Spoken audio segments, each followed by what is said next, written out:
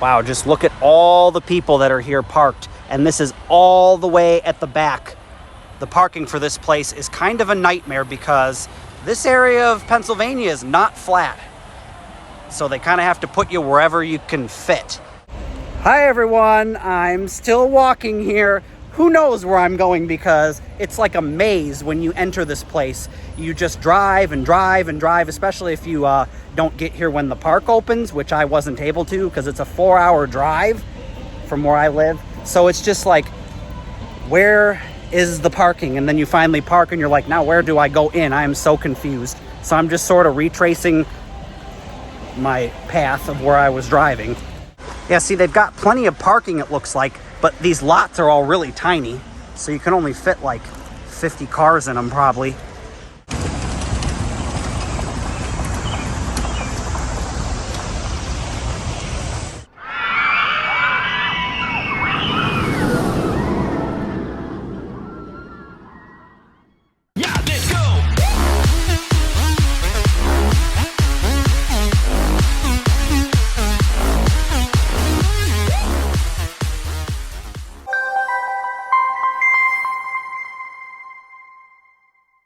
Hi everyone, and welcome back to The Traveling Man. Today I'm here in Ligonier, Pennsylvania. I believe that's how you pronounce the town. If I'm wrong, I'm sure someone will correct me in the comment section down below. This is just outside the Pittsburgh area. It is an amazing day. It's like 75 degrees and sunny right now. But this is Idlewild and Soap Zone. It's a theme park here in the Pittsburgh area. And it's actually rated the second best kiddie park in the entire world. So let's go check it out for today's episode. I'm so excited. All right, so here we are. Being that there are so many people here at the park today, it is a Saturday at the end of July. I had to park all the way at the back, and so we had to come in. I guess this is like an auxiliary entrance to the park. I don't know. I've never been here before, so this is going to be a whole new experience for me and many of my viewers and subscribers. So thanks for coming along and joining me. Like, subscribe, do all that awesome stuff to help support the content I'm creating here. But look at this. There's an ice cream shop with ices. Oh, we've got this really nice fountain. Let's check that out.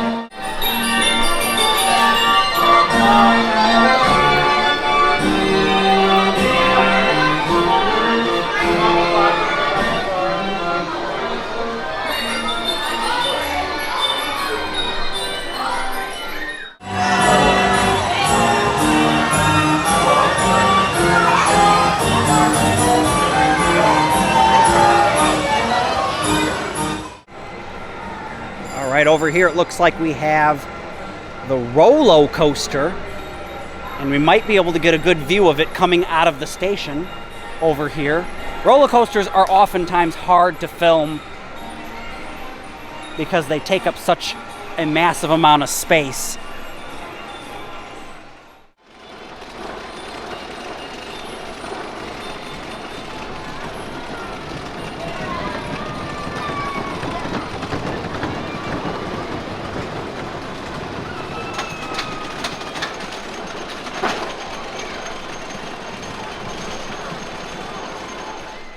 Throughout this episode, you'll get to hear my reactions as I visit this theme park for the very first time, as well as some of the sights and sounds.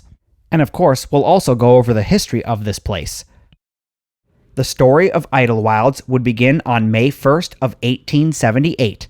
William Darlight, who owned the property, would give rights and privileges to occupy his land for picnic purposes and as a pleasure grounds. He would partner with Judge Thomas Melton, owner of the Ligonier Valley Railroad, to bring people into his property for pleasure and enjoyment. Under this new partnership and agreement, development of the park would include campgrounds, an artificial lake for boating and fishing, picnic tables, and a large hall. In order to promote the new park, advertisements would be sent throughout the Pittsburgh and surrounding areas, mainly to focus in and draw churches and schools to the site. The park would continue to see success as an exciting spot to draw in city dwellers to experience the quiet countryside. And so it became a popular weekend getaway for those wanting to escape the hustle and bustle of the big city.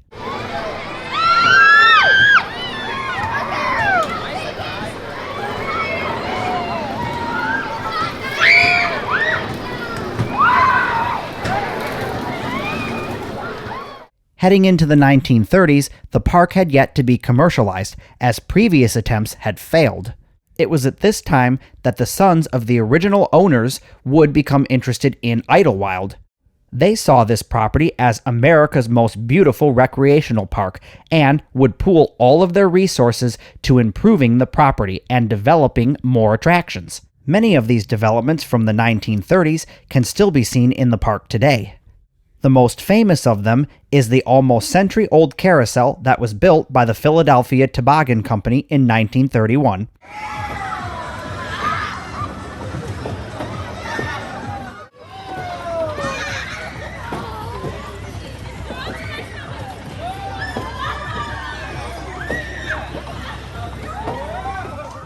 Heading into the 1950s would see the end of the Ligonier Valley Railroad, and although it had been a vital factor in the early success of the park, its abandonment didn't really have any effect on the park's current success.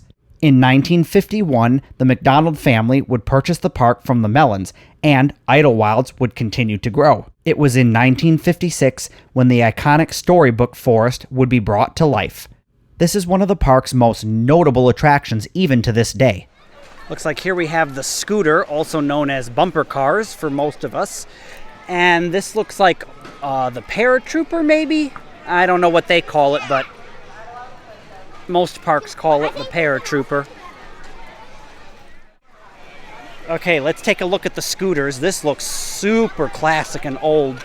This has got to be from, I don't know, 20s, 30s, maybe even earlier than that. I don't know. It's definitely a historic ride.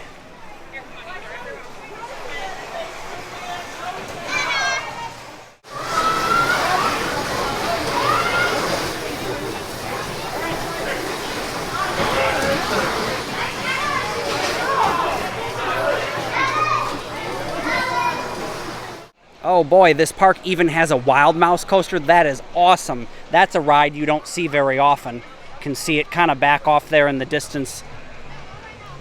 I'll see if I can get a better shot of it. Yeah, there you can see the wild mouse coaster off there in the background. Looks like the Tilt-A-Whirl is closed today, that's unfortunate. That's one of my favorite rides.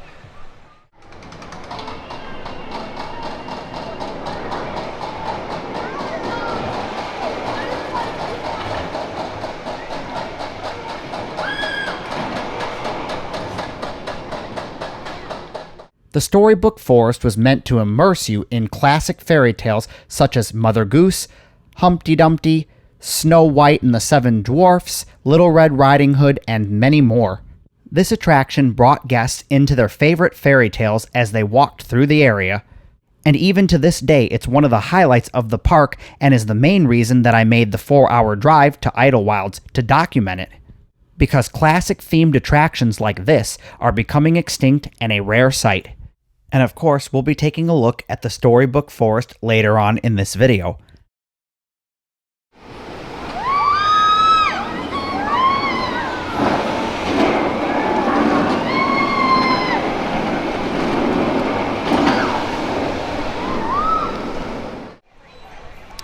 All right, so if you're in the mood for some pizza, they got the Boardwalk Pizza located near the carousel and the Wild Mouse. Oh, they got some classic carnival-style games over there. And then over here they have the Cyclones, which looks to be an ice cream place. Funnel cakes. No, funnel cakes. I don't know, maybe they have, yeah, they have ice cream here too. Wow, look at that. OMG, that looks amazing. But I don't know, $10.99. for ice cream. Whoa. All right, here we have the Idlewild Emporium for clothing, accessories, souvenirs, and gifts. Let's step inside and see what awesome merchandise we can find. Maybe I can find something park related in here. I don't know. That would be awesome. I feel bad for keeping me here.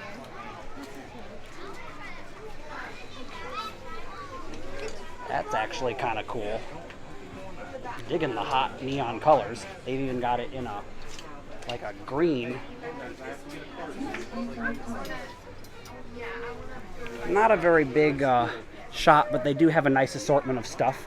And of course, I'll get to this in a moment as to why we're seeing this character here at the park.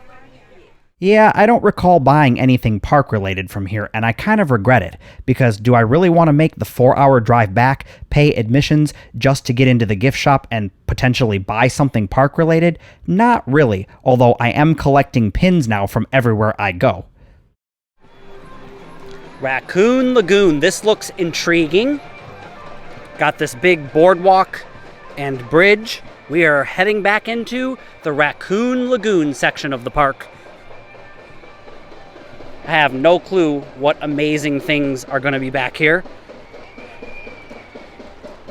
Oh, look, up ahead it says, Meet Daniel Tiger. Well, maybe this is a good segue into why we have this Daniel the Tiger character throughout the park and why he's kind of like the park mascot, I want to say. Anyways, so Pittsburgh, Pennsylvania is famous for Mr. Rogers, the TV show that was filmed in Pittsburgh. And Daniel the Tiger is kind of like the more modern spin-off, because I think if I remember right, Daniel Tiger was the cat that was on the show. Anyway, so Daniel the Tiger, they used to have a Mr. Rogers themed ride, and they recently converted it to Daniel the Tiger to appeal to newer audiences. All right, now this is cool. I don't think I've ever been in a theme park before that has a river you have to cross, and you're actually going onto what appears to be an island on the other side. That is cool.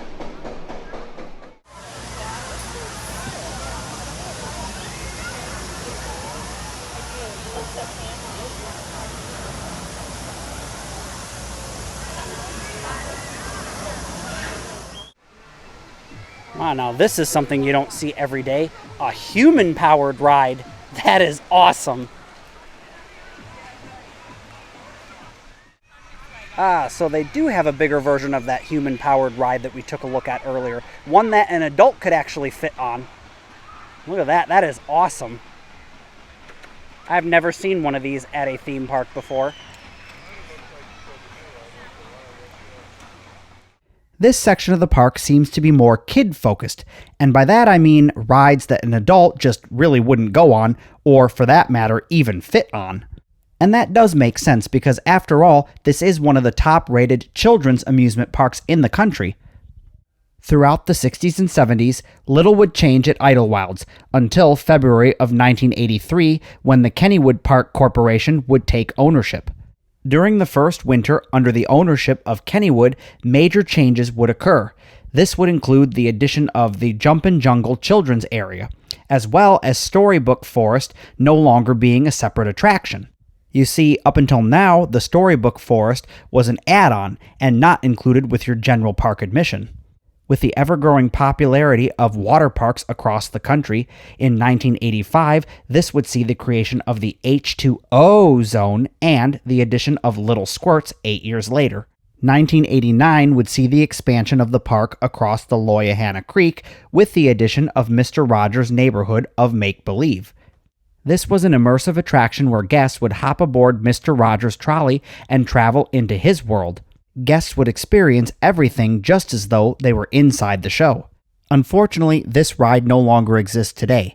I'm really sad that I was never able to make it out to this park while it was operating. And yes, I know you can still sort of experience the ride today, but we'll get into that later on in the video.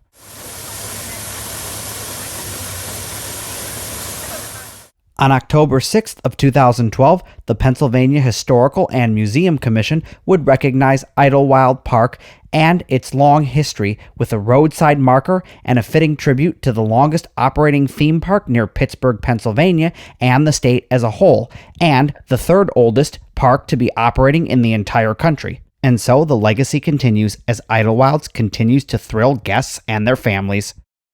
Oh boy, I was hoping they would have one of these here. This is the classic turtle style ride from the early 1900s. This is definitely a ride that if you can get yourself on one, you want the credit because they are becoming more and more rare. Let's take a look at it.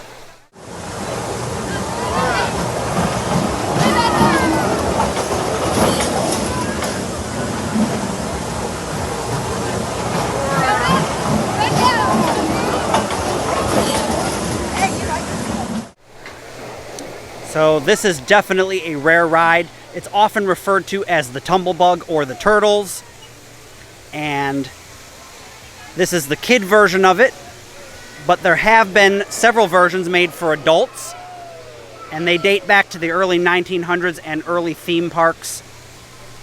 And that is awesome to see one of these still operating. Because the one I went to, it was actually near Pennsylvania, actually in Pennsylvania. They had dismantled over at Conneaut Lake. So this is the main reason that you'd want to come here. This is the Daniel the Tiger's neighborhood. Used to be the Mr. Rogers neighborhood ride, and they recently rethemed it to Daniel the Tiger. So let's hop on board and see what it's all about. So this is one of the main attractions here at the park. This is Daniel the Tiger's neighborhood. This used to be Mr. Rogers' neighborhood, and they recently rethemed it. So let's hop on board and see what it's all about. So this is cool. While you're waiting in line here, they have all these signs that talk about Mr. Rogers. And you can pause the video if you want to look at any of them, and they've got this other newer sign here. Now, if you have any Idlewild Silkstone souvenir cups, we do ask that you leave them back on the table because they are more likely to spill. Now, I know we have a lot of little neighbors with us today, and we do ask that they are either kept between two adults, on the adult's lap, or just towards the middle of the row because we don't want any little ones trying to jump off trolley. Now, before we get going, can anybody tell me who lives in the neighborhood of Make-Believe? I know. Go ahead, shout it out. Daniel Tiger, that's right. Now, since we're going into the neighborhood of Make-Believe, does anybody want to make believe with me today?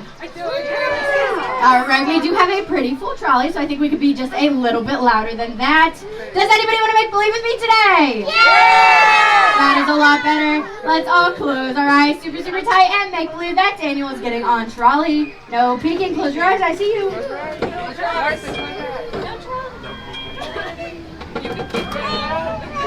Uncle Joe closing his eyes.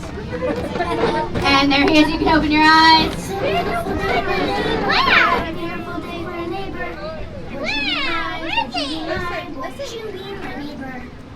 Hi, Daniel. Hi, neighbors. I'm so good. Just in time for Neighbor Day.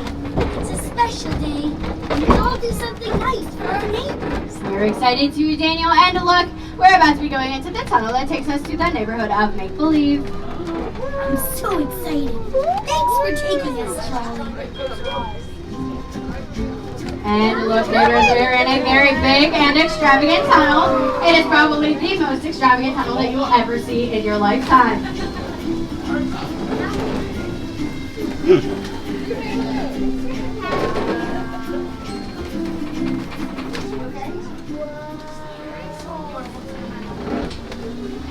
Here we are. Welcome to the neighborhood of Make-Believe. Our first stop is Prince Wednesday's castle. And look, there is Prince Wednesday now. Say hi. It's Wednesday with me. Hi, Prince Wednesday. Hi, Daniel. Hi, neighbors. Happy Neighbor Day. I'm really excited to see you. Well, why are you so excited, Prince Wednesday? Because we're about to have a special neighbor hugging song at the castle. A special neighbor hugging song? That sounds just right for Neighbor Day. I know. Will you help me tell everyone in the neighborhood about the hugging song? Not a problem, Prince Wednesday. Thanks. Just tell everyone you see to come along to the neighbor hugging song. Say it together. Come along to the neighbor hugging song. That was tiger-tastic. That sure was, Daniel, but neighbors, I think we should say it one more time just so we all remember. Come along to the neighbor hugging song. Thanks for helping me, neighbors. Bye. See you soon. Bye, Prince Wednesday. If you'd like to see the full experience, you can become a member here on YouTube or over on my Patreon. Check out the links in the description box below. Ew, look at this lake. Ew, that is greener than green. The only spots that are not green are where the fountains are. And you can see the water park across the pond. And you can definitely smell a strong waft of that chlorine goodness from all the pools. All right, here we are. We're at the aptly named Soak Zone Water Park. I didn't bring any swimwear today, but that's okay, because my goal here is just to document things and bring the experience into your home. So let's go inside and check out all the water park fun.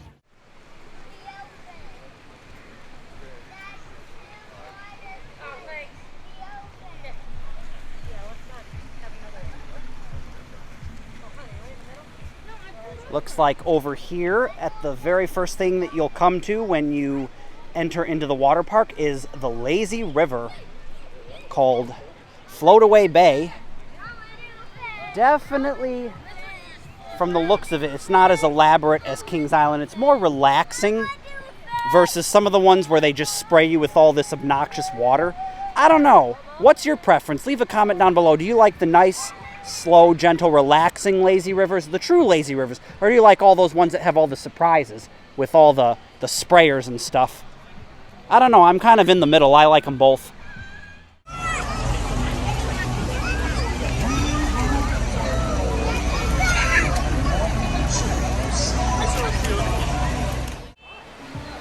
All right, so here we'll get another look at the lazy river.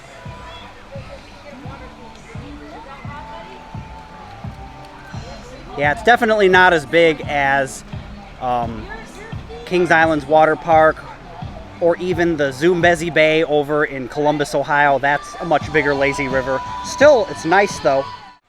All right, so after the lazy river, you'll come to the changing rooms, and this is their little gift shop that they have.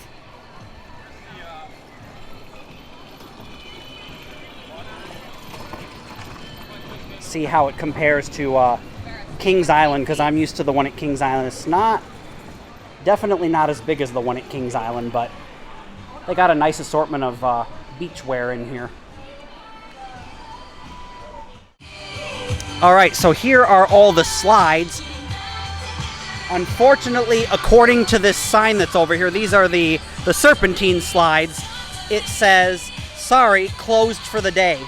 Well, that's a real bummer. Luckily, Pittsburgh does have more than one water park. I'm pretty sure they've got one over at Kennywood. And I know there's another smaller one, but I can't remember what the name is of it. Well, at least these slides are open. This is the Hydro Racers and Pipeline Plunge. Looks like they've got two slides that you get on an inner tube and you go down it. And then the other one looks like it might be a body slide. Yeah, it's a body slide where you get on like those blue things, kind of like the magic carpets, and you ride down it.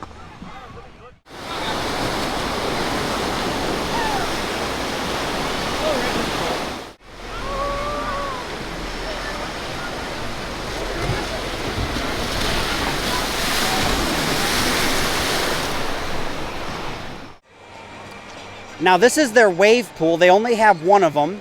Most water parks only have one. And I think it's kind of strange how they have it all gated off here. You literally have to go through and be checked in by a lifeguard. I guess maybe they're checking height restrictions or something. I don't know. But I've never seen this at a water park. But it looks like a very nice wave pool. Now, one thing that I noticed about this one, Kings Islands, they let you have tubes, inner tubes, in the wave pool. This one does not, apparently. All right, let's take a look at the Snack Shack. This is their place to get food when you're over here at the water park.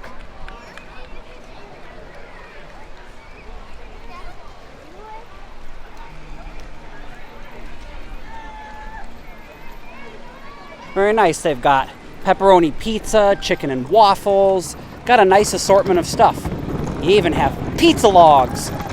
All right, well, that was a look at the Soap Zone Water Park here at Idlewilds. My thoughts are that it's very small compared to parks like Kings Island and some of the other bigger parks. I definitely wouldn't skip it, but I wouldn't come here specifically for the water park. And their prices on the cabana rentals were just absolutely outrageous, although most cabana rentals at most water parks are outrageous, but $100 and up, depending on which ones you chose. I don't know, I would never do it, but anyways, apparently some people have that kind of money to throw around. Anyways, so nice to see that they do have the water park. Let's go check out the rest of the park.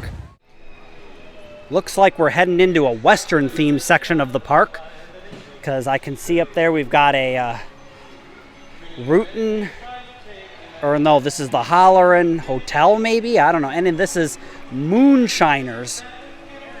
Yeah, Hootin' Hollerin' Hotel and Moonshiners. Unfortunately, Idlewilds decided to play tons of copyrighted music, and while it did make the ambiance awesome because this was Western themed, well, I had to mute it for the sake of copyright strikes, because YouTube, you know how they are about that. So here I was going on about how awesome it was to have a mac and cheese restaurant. Yeah, let's pop inside the general store and take a look at what kind of merchandise they have. This looks like a much bigger gift shop than all the others. Well, no, maybe it's about the same size.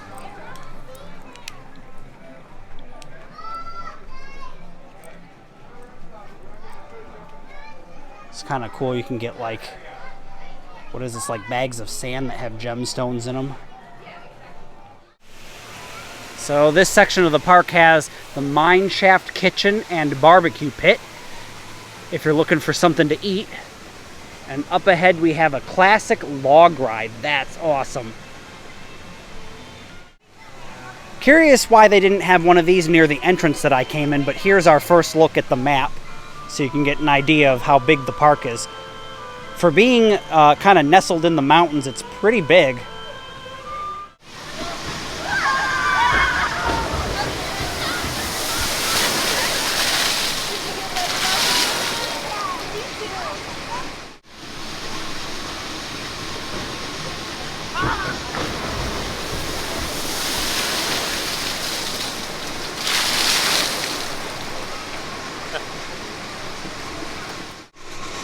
Wow, they have a really big, like, obstacle course playground thing here.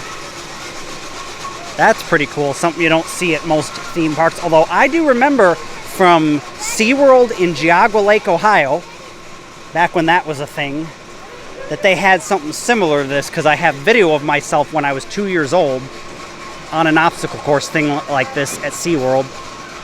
Good times.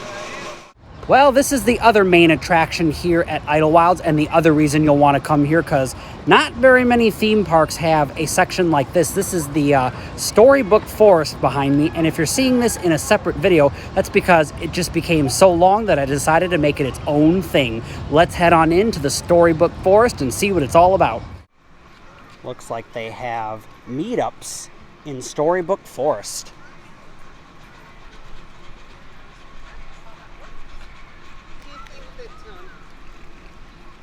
This is going to be our first stop here. Says welcome to Storybook Forest. Here you will find Mother Goose, the Crooked Man and his crooked house, Goldilocks and the Three Bears, the Old Lady and her shoe, Red Riding Hood, the Seven Dwarfs, and many more of your favorite storybook characters. That is awesome. And here we have, this is a huge storybook that we get to just walk right through. So we have another sign over here that says, "No, no, my melodies will never die, while nurses sing and babies cry, Mother Goose." Wow. That is huge. That is so cool.